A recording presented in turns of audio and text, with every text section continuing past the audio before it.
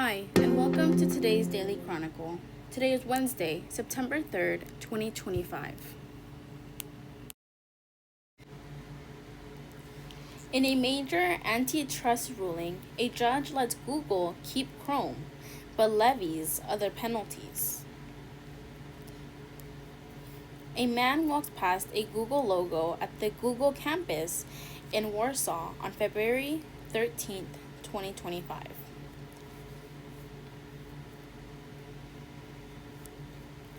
In a ruling aimed at restoring competition in the search engine market, U.S. District Judge Amit Mehta refrained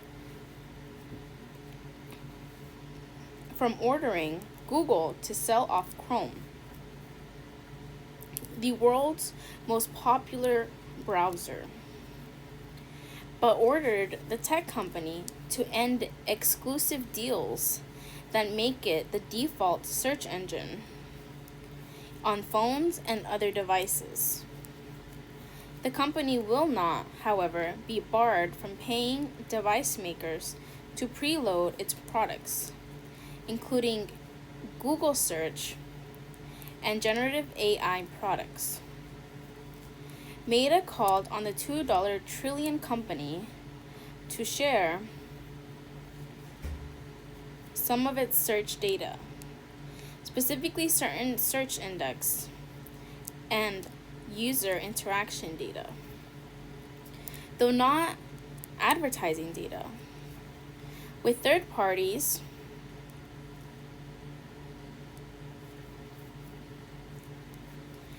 and called for the establishment of a technological oversight committee to monitor the company's compliance with the ordered measures for 6 years.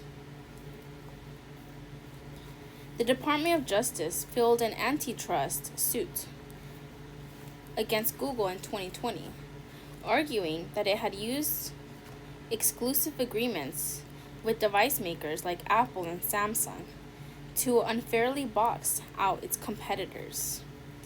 In 2024, Meta ruled in the DOJ's favor, finding that Google had maintained an illegal monopoly. The remedies phase of the trial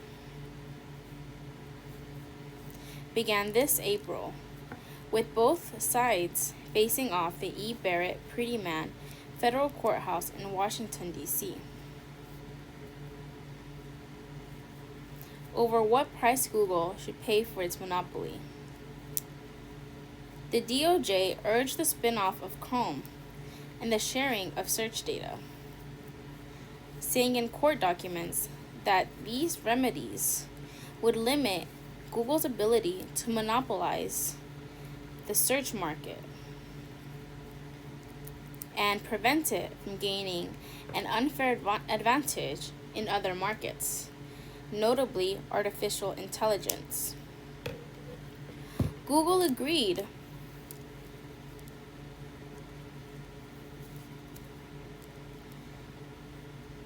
to roll back its exclusive search engine contracts, but objected to nearly every other proposed remedy from the DOJ,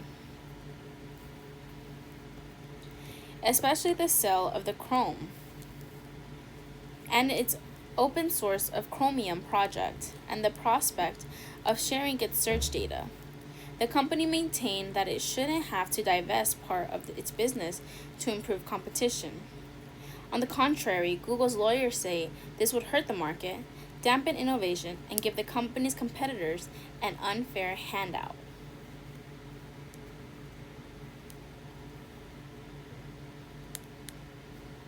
Google and Alphabet CEO Sundar Pichai departs federal court on October 30th, 2023, in Washington, D.C.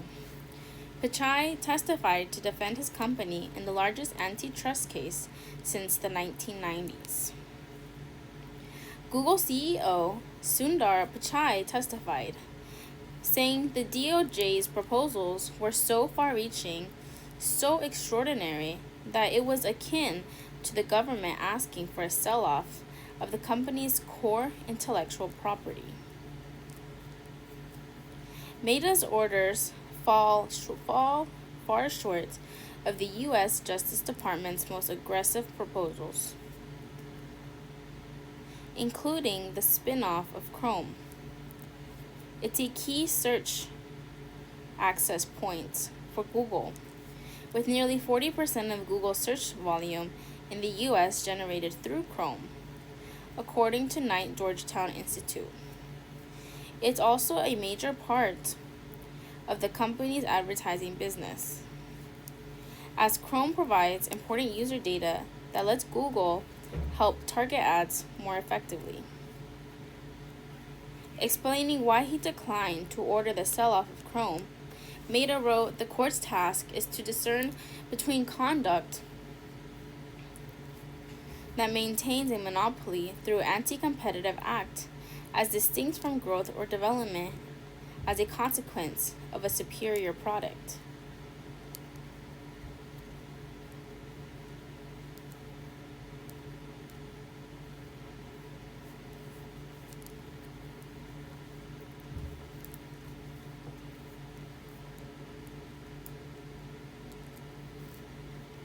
Business acumen or historic accident, he continued, "After 2 complete trials, this court cannot find that Google's market dominance is sufficiently attributable to illegal conduct to justify diversitude."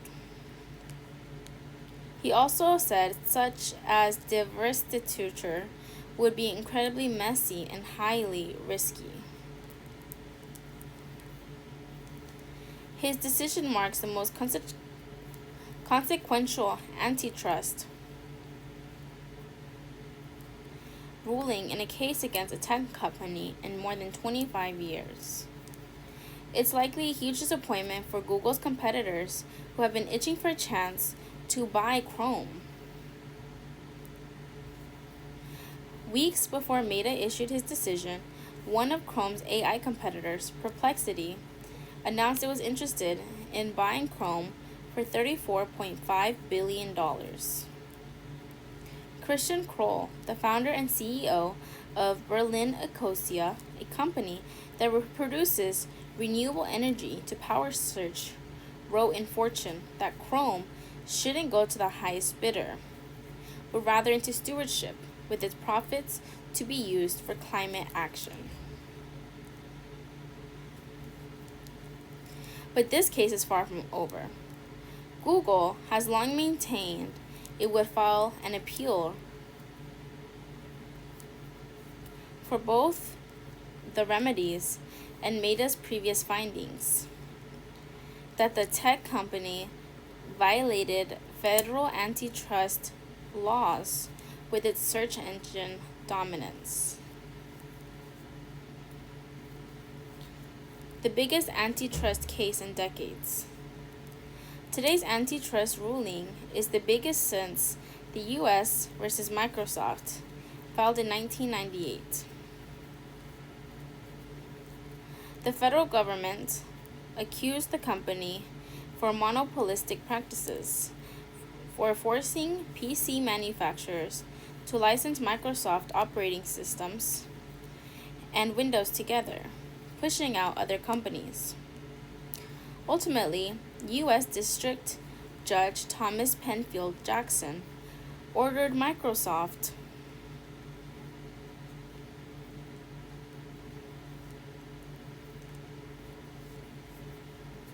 to be split into 2.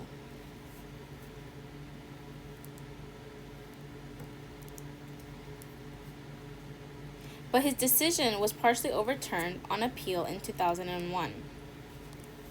Rather than continue with the case, the government and Microsoft agreed that the company wouldn't have to break up and would instead establish an internal antitrust technical committee and compliance program.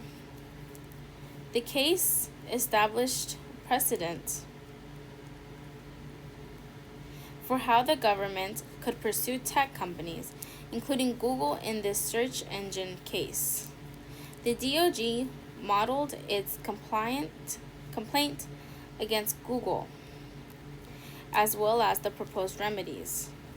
After the Microsoft case in court filings, the government pointed to Microsoft as a roadmap for how penalties should be levied against Google.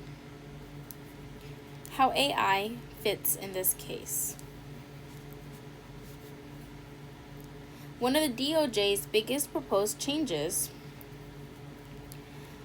would be forcing Google to share its search data with third parties.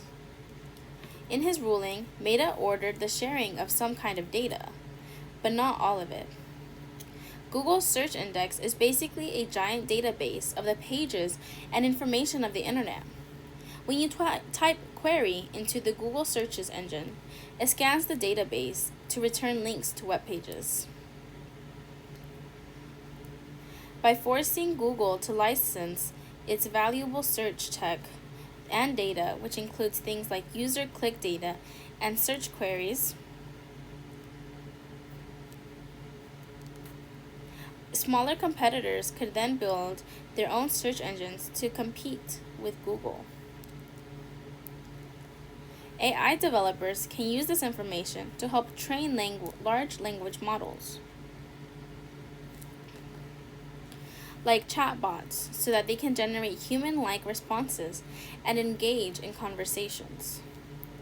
The DOJ argued throughout the remedies phase of the trial that Google could use its artificial intelligence products, like its Gemini chat box, to strengthen its monopoly in online search and use the search index data to become dominant in the emerging AI space.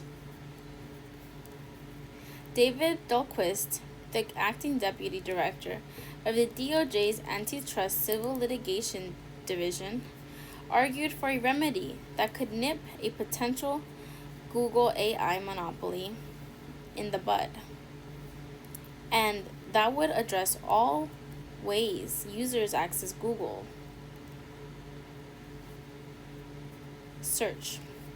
He said that penalties approved by the court that didn't include Gemini or other Google AI products now or in the future would undermine the DOJ's broader efforts.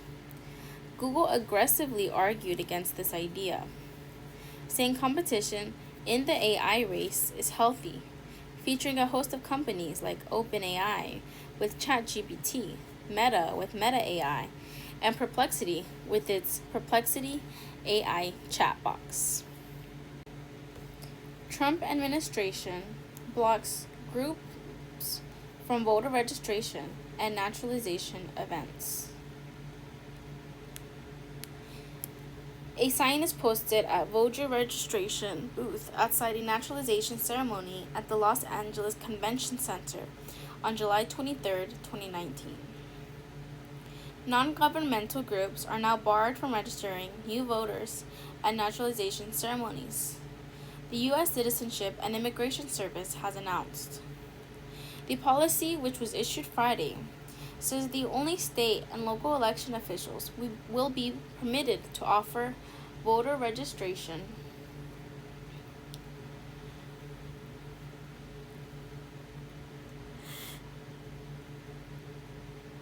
services at the end of the administrative naturalization ceremonies. Groups like the League of Women Voters criticized the decision. They often partner with local and state election officials or supplement their work to administer registration services, and that includes during naturalization ceremonies.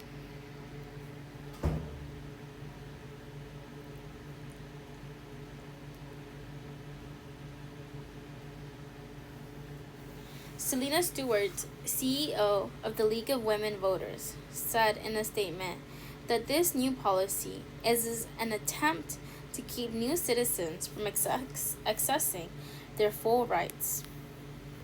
For decades, the League of Women Voters has been a trusted partner of both USCIS and federal courts to register new voters of naturalization ceremonies, she said. This work has resulted in hundreds of thousands of new citizens registering to vote with the League volunteers across the country. USCIS wrote in the policy memo that the use of non-governmental organizations for voter registration at naturalization ceremonies was sporadic and varied based among the location. USCIS also claimed that ensuring the groups are non-bipartisan was a burden on the agency. Given USCIS does not primarily rely on non-government organizations for voter registration services, and the administrative burden on USCIS to ensure that the non-governmental organizations who provide voter registration services are non-bipartisan. The agency is blocking them from the USCIS facilities. This change in no way impacts new citizens' access to information and applications to register to vote. The agency adds, as this information will continue to be provided by state or local election officials or USCIS staff at the end of naturalization ceremonies. Several Republican-led states have in recent years enacted new laws to crack down on registration drives conducted by third-party groups.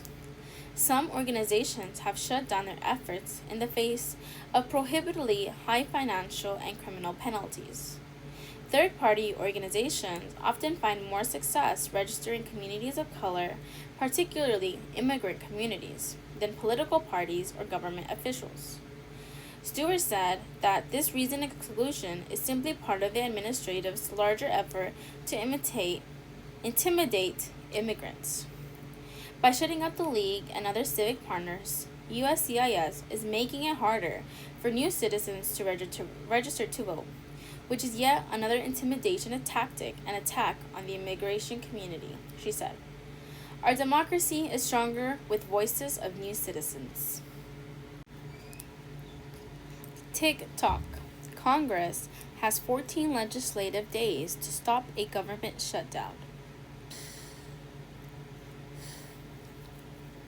Lawmakers returned to Capitol Hill after a month-long recess with a big agenda, including a standoff over President Trump's nominees and government shutdown deadline.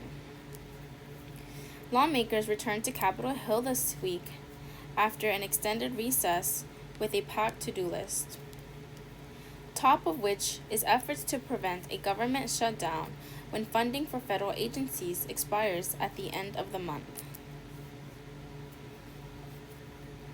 The House and Senate are both scheduled to be out of the week of September 22, which means Congress has 14 legislative days to either make a bipartisan deal to extend funding or shut the government down. Lawmakers are expecting to turn a short-term funding bill, known as a continuing resolution, to tide agencies over temporarily. But even a stopgap bill will need bipartisan support. A long-term funding solution will be even harder to craft.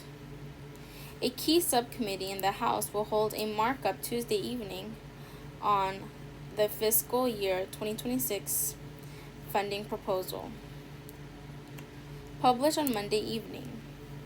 That provides a total discretionary allocation of $184.5 billion, nearly $14 billion below the fiscal year 2025 level. This bill prioritizes cutting-edge biomedical research, strengthens our medical supply chains and biodefense infrastructure, and ensures support for rural hospitals and public health programs, said House Chairman Tom Cole, Republican from Oklahoma, in a statement. With each measure, we affirm that making America healthy again is not just a slogan, but a promise. Congressional Democrats have denounced the proposal's funding slashes for the Centers for Disease Control and Prevention.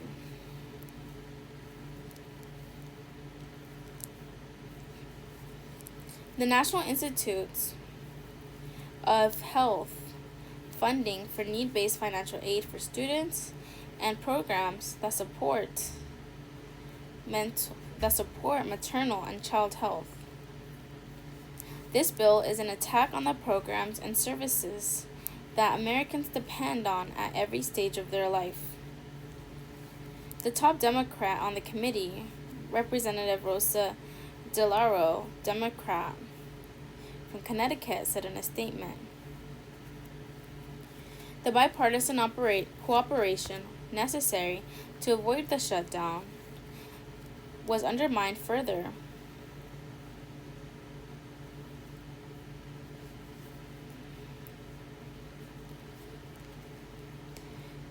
by the White House announcement late last week of a $5 billion pocket rescission of a foreign aid late. Senate Appropriations Chair Susan Collins, Republican from Maine, referred to the move as unlawful.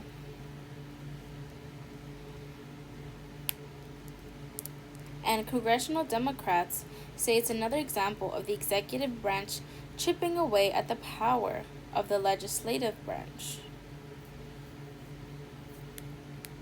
President Trump and his allies in Congress have already been shutting down whole parts of the government through recessions and now through unconstitutional and dangerous pocket rescissions, Delaware Senator Chris Coons told NPR. If they continue these efforts, I won't support keeping the government open September 30th, because they're already closing it in ways that are illegal and inappropriate. As for Democratic leadership, Senate Minority Leader Chuck Schumer, Democrat from New York, said the Trump administration is waging an all-out war against Congress, Article 1, authority and constitutional balance of power.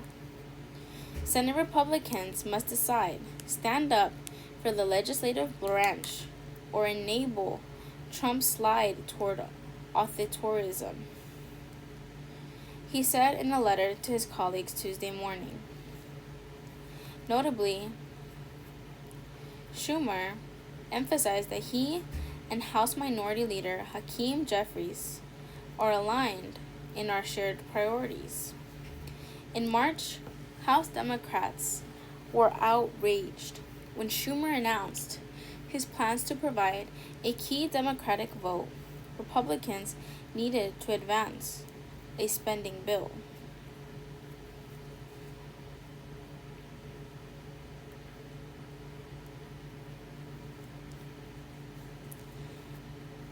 Jeffries told colleagues in his own letter that House Democrats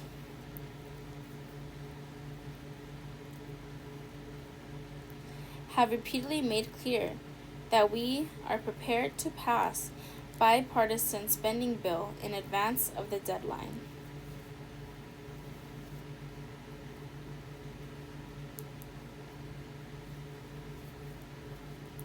However, any agreement must meet the needs of the American people in terms of their health and safety, national security, and economic well-being. We will not rubber stamp bipartisan Republican legislation that hurts everyday Americans and continues their unprecedented attack on health care. While funding the government is a tall order, it is one of the many agenda items lawmakers are contending with this month. National Guard in D.C.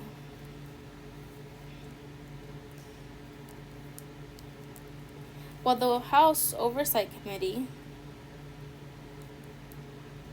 plans to put forward various D.C. crime bills, the National Guard remains the nation's capital. Trump is legally allowed to federalize DC's police department for up to 30 days.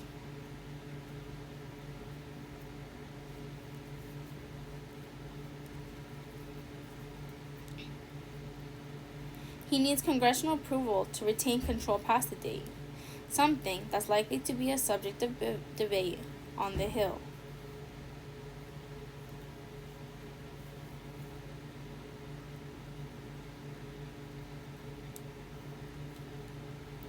Lawmakers heard concerns from constituents over the August recess that Trump would make good on his threats to deploy the National Guard to other blue cities, going nuclear for Trump's nominees.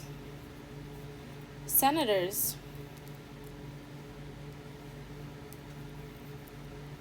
left town in August, despite Trump's push for them to stay to process more confirmations of his nominees. Now that they're back, senators will continue to debate over whether to make changes to the rules on how nominees are confirmed in order to expedite the process over the objections of Democrats.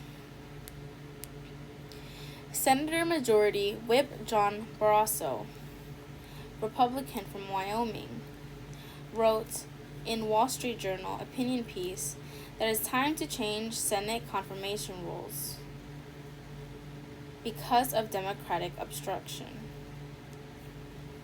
Historically, bad nominees deserve a historic level of scrutiny by Senate Democrats, responded Schumer on social media.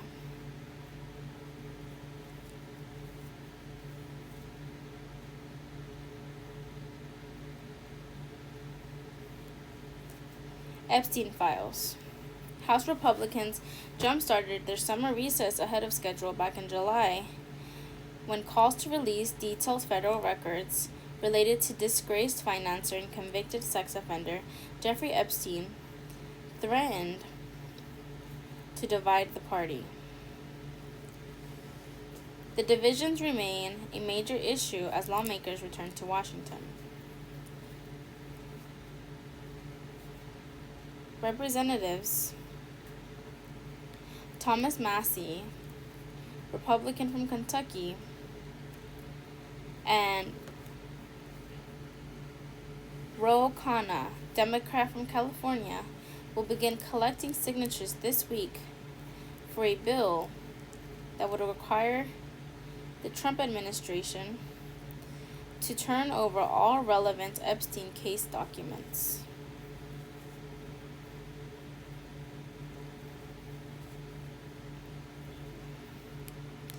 I am in D.C., and I will file the discharge petition today, September 2nd at approximately 2 p.m. when Congress officially returns from the August recess. At that point, we can begin collecting the 218 signatures necessary to force a vote on binding legislation to release the Epstein files. Khanna told NPR's Morning Edition he's confident they have the votes.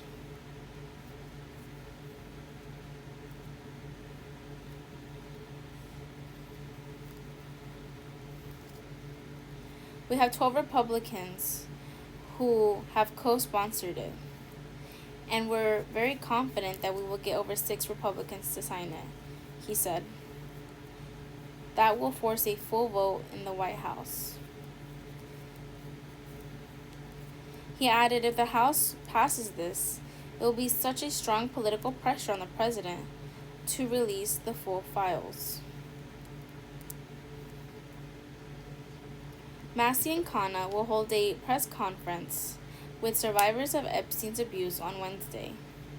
The House Oversight Committee received an initial batch of documents related to the Department of Justice's investigation with Epstein in mid-August.